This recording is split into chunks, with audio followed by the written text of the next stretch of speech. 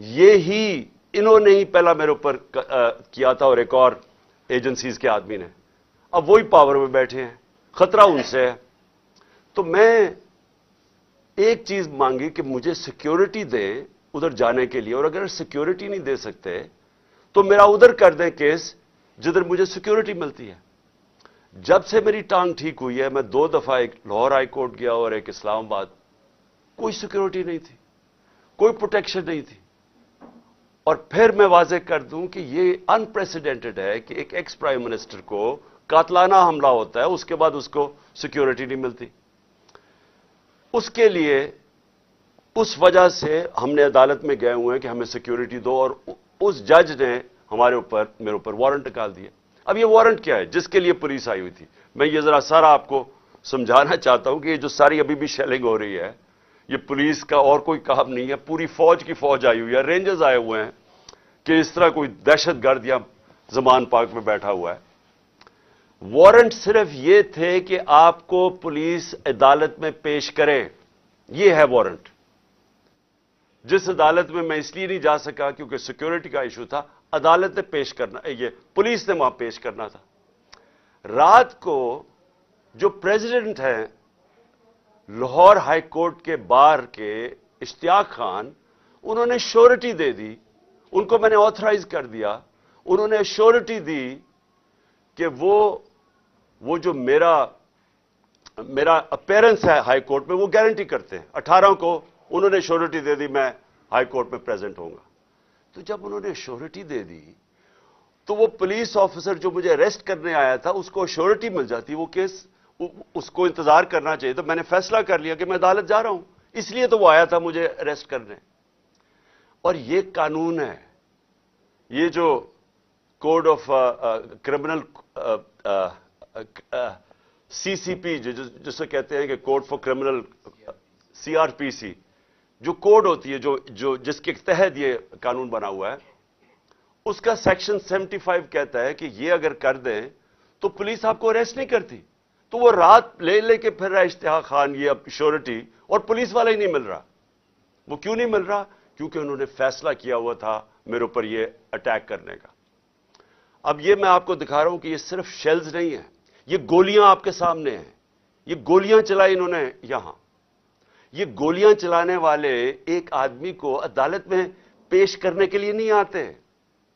ان کے عزائم, یہ جو اوپر سارے بیٹھے ہوئے ہیں جنہوں نے پہلے ہی مجھے قتل کرنے کی کوشش کی تھی, ان کے عزائم یہ نہیں تھے کہ عمران خان نے یہ عدالت میں کہ وہ کہہ رہا ہے کہ میں پہنچوں گا, اس کے باوجود یہ حملہ کر رہا, اور ابھی تک حملہ ہو رہا ہے.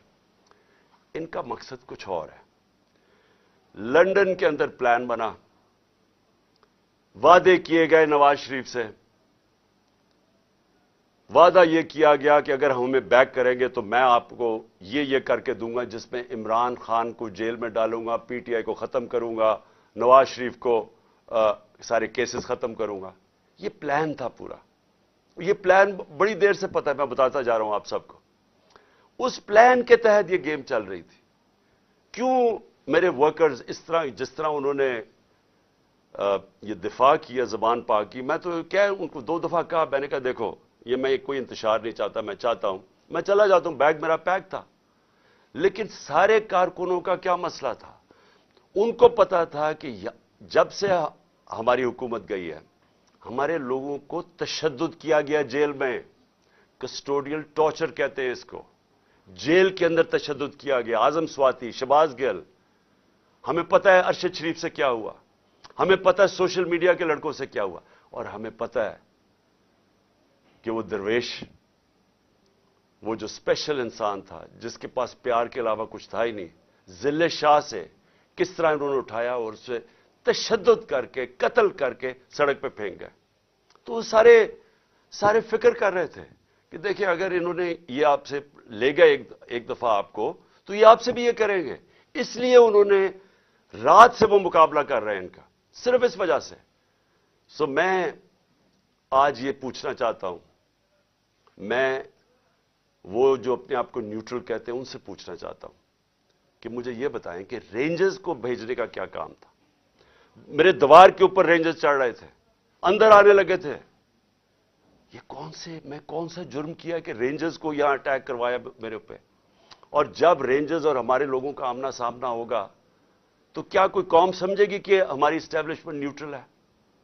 اور کیا یہ کرنا چاہیے کہ رینجرز یعنی فوج کو اور عوام کا آمنا سامنا کروانا چاہیے؟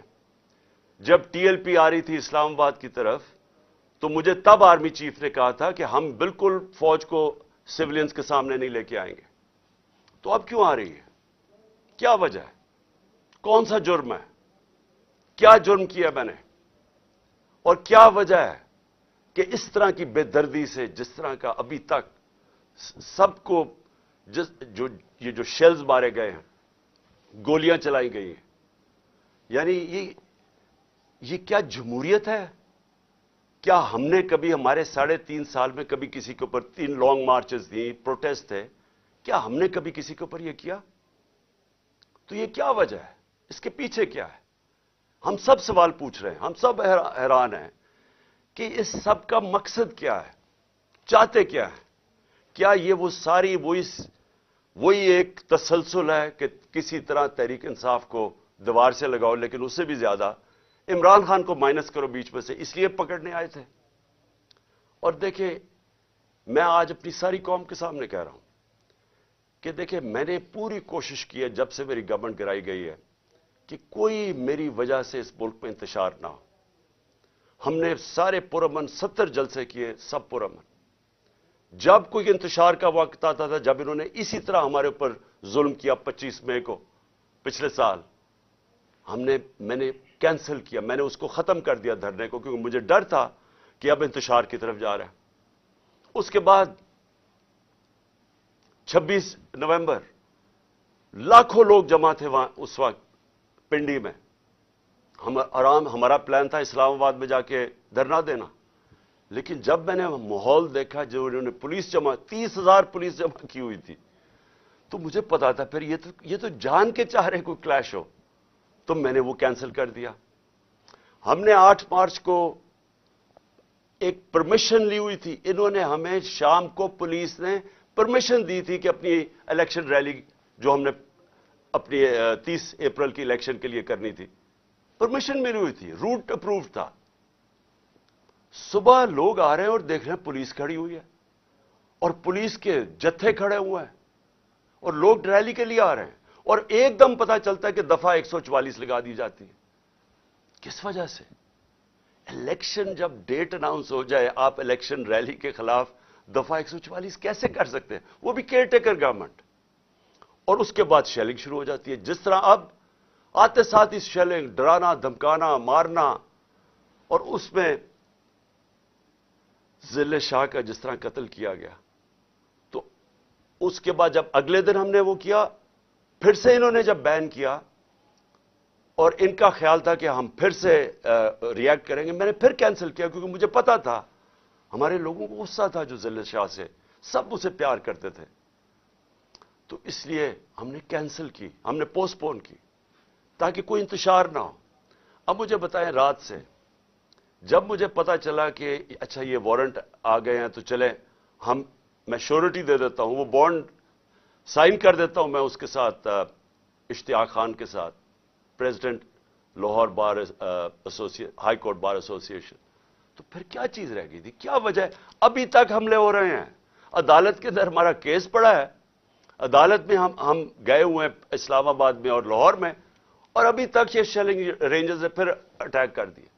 اور مجھے ابھی بھی نہیں سمجھ آئی کہ میرے گھر کی دیواروں سے کود کے اندر آ رہے تھے. کیا کوئی کمانڈو ایکشن کرنا تھا کہ عمران خان کو پکڑ کے لے جانا تھا؟ یہ کیا مذاق کر رہے ہیں اس ملک کے ساتھ؟ اور میں آخر میں افسوس سے کہنا چاہتا ہوں کہ دیکھیں، یہ ملک کو ادھر آپ لے کے جا رہے ہیں، اور جو بھی اس وقت پاور میں بیٹھے ہیں، میں آپ کو یہ بتا دوں کہ ملک کو ادھر لے کے جا رہے ہیں کہ یہ میرے ہاتھ سے بھی چیز نکل جائے گی.